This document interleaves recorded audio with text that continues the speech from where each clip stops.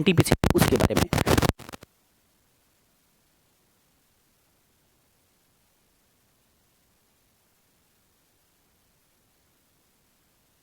लोगों ने अप्लाई किया था। ठीक है, तो 92 लाख लोगों ने 18,000 पोस्ट के लिए अप्लाई किया था, जिसमें से बाद में जो है 4,000 पोस्ट कम भी कर दी गई थी, लगभग 14,000 पोस्ट बाकी रह गई थी। अगर इस बार की बात करते हैं तो इस बार जो पोस्ट हैं वो आपका 35,200 के आसपास पोस्ट हैं, यानी कि लगभग जस्ट डबल पोस्ट हैं जो पहली पोस्ट हमारी थी, जो पहले वैकेंसी थी उसके जस्ट डबल वैकेंसीज हैं। तो इस हिसाब से अगर देखा जाए तो आपका कट ऑफ कम जाना चाहिए। अगर पहली बार देखें तो 92 लाख लोगों ने अप्लाई किया था, लेकिन इस बार जो है आपका 1.26 करोड़ लोगों ने अप्लाई किया है। तो एप्लीकेशंस जस्ट डबल नहीं है, लेकिन पोस्ट यहाँ पर जस्ट डबल हो गई हैं। लेकिन यहाँ पर कुछ और भी फैक्टर्स हैं जो यहाँ पर वर्क करते हैं। अगर हम पेपर के लेवल की बात करते हैं तो जैसे पहला लेवल था वैसे ही लगभग इस बार भी लेवल है। लेवल में, पेपर के डिफिकल्टी लेवल में बहुत ज़्यादा कोई डिफरेंस देखने को नहीं मिल रहा है। ठीक है, यहाँ पर क्या चीज़ है, थोड़ी सी ये चीज़ें हुई हैं कि आप अगर कहें कि कट ऑफ आपका कम जाएगा पिछली बार से, तो यहाँ पर कट ऑफ ज़्यादा कम जाने की चांसेस नहीं दिख रहे हैं, क्योंकि इसके पीछे रीज़न मैं आपको बताने की कोशिश कर रहा हूँ। देखिए, अगर हम 2016 की बात करते हैं तो 2016 में लोग यूट्यूब से इतना ज़्यादा अपडेटेड नहीं थे, और 2016 में इतना ज़्यादा ये जो एनालिसिस एग्जाम्स की होती हैं इतना ज़्यादा चैनल्स पे देखने को नहीं मिलती थी। तो उस वजह से जो हमारे स्टूडेंट्स होते थे, जो आने वाले जिनका एग्जाम अगले नेक्स्ट शिफ्ट में होने वाला होता था, वो इतना अवेयर नहीं हो पाते थे, वो इतना पैटर्न को नहीं समझ पाते थे, जिससे उनका स्कोर इतना अच्छा नहीं हो पाता था। लेकिन आजकल के दौर में, यानी कि 2021 की बात करते हैं, तो इस समय बहुत सारे चैनल्स पे आपको एग्जाम एनालिसिस देखने को मिल जाएगी, आपको एग्जाम रिव्यू देखने को मिल जाएगा, जिससे क्या होगा, आप एग्जाम के पैटर्न को अच्छे से समझ जाते हैं। अगली शिफ्ट में आपका अगर एग्जाम पड़ता है तो आप उन पैटर्न्स के हिसाब से आप अपनी प्रिपरेशन को करते हैं, जिसका आपको जरूरी बेनिफिट देखने को मिलता है, क्योंकि वो सारे क्वेश्चंस आप प्रिपेयर करके जाते हैं और उसका बेनिफिट आपको देखने को मिलता है। तो इस वजह से कहा जा सकता है कि स्कोर पहले से इंक्रीज करेगा। जो लोग पहले कम स्कोर कर पा रहे थे 2016 में, वो थोड़ा सा ज़्यादा कर सकते हैं अगर वो एग्जाम को लेकर अवेयर हैं, क्योंकि अवेयरनेस अगर उनके अंदर है तो वो उसको देखेंगे, रिव्यू करेंगे और उसके हिसाब से अपनी प्रिपरेशन को डायरेक्शन देंगे और उनका स्कोर जैसी बात है इंक्रीज करेगा। तो इन सारी चीज़ों को देखते हुए यहाँ पर कहा जा सकता है कि कट ऑफ में ज़्यादा डिफरेंस देखने को नहीं मिलेगा। हाँ, ये कहा जा सकता है कि पहले से कट ऑफ ज़्यादा नहीं जा सकता, उससे कुछ ना कुछ कम ही रहने वाला है, क्योंकि वैकेंसी जस्ट डबल यहाँ पर है। और दूसरा भी फैक्टर इसका है कि कम रहने का, थोड़ा सा कम रहने का दूसरा फैक्टर क्या वर्क कर सकता है। दूसरा फैक्टर, पहला फैक्टर तो ये कि वैकेंसी आपकी जस्ट डबल है, यानी कि वैकेंसी 18,000 से सीधे 35,000 है।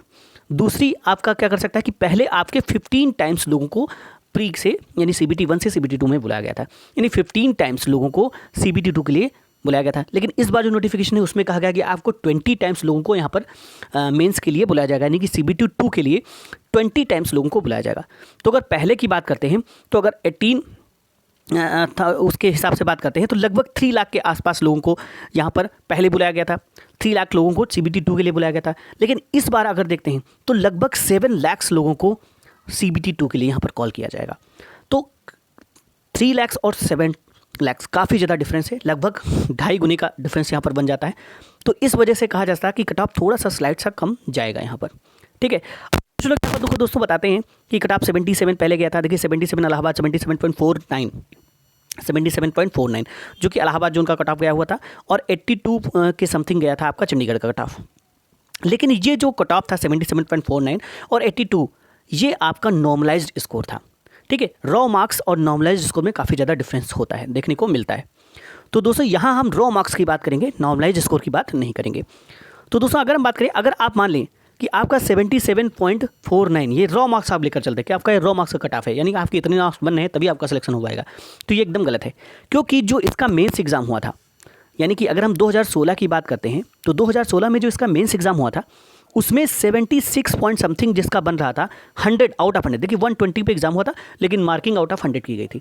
तो आउट ऑफ 100 76 पॉइंट समथिंग जिसका बन रहा था वो असिस्टेंट स्टेशन मास्टर के लिए क्वालिफाई था, यानी असिस्टेंट स्टेशन मास्टर का जो कट ऑफ था वो सबसे कम गया हुआ था और वो 76 पॉइंट समथिंग के आसपास गया हुआ था।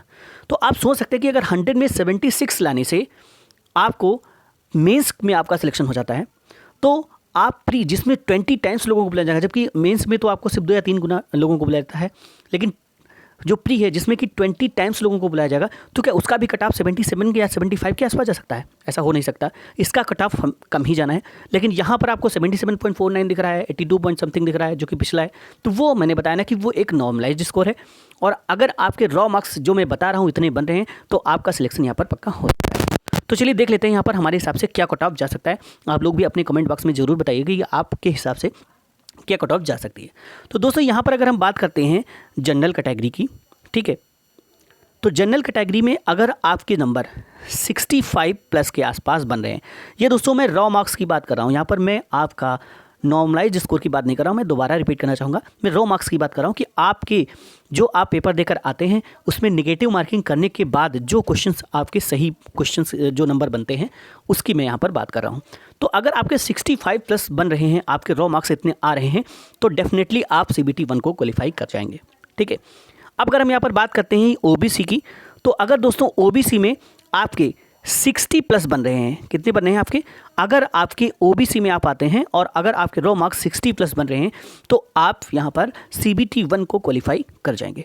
ठीक है, नेक्स्ट हम दोस्तों SC और ST की बात कर लेते हैं। तो SC और ST की अगर हम यहाँ पर बात करते हैं, तो अगर SC में अगर आपके मार्क्स 55 प्लस बन रहे हैं तो आप SC कैटेगरी में क्वालिफाई कर जाएंगे, और अगर ST में आपके 48 प्लस बन रहे हैं या 50 के आसपास बन रहे हैं तो आप SC कैटेगरी से क्वालिफाई कर जाएंगे।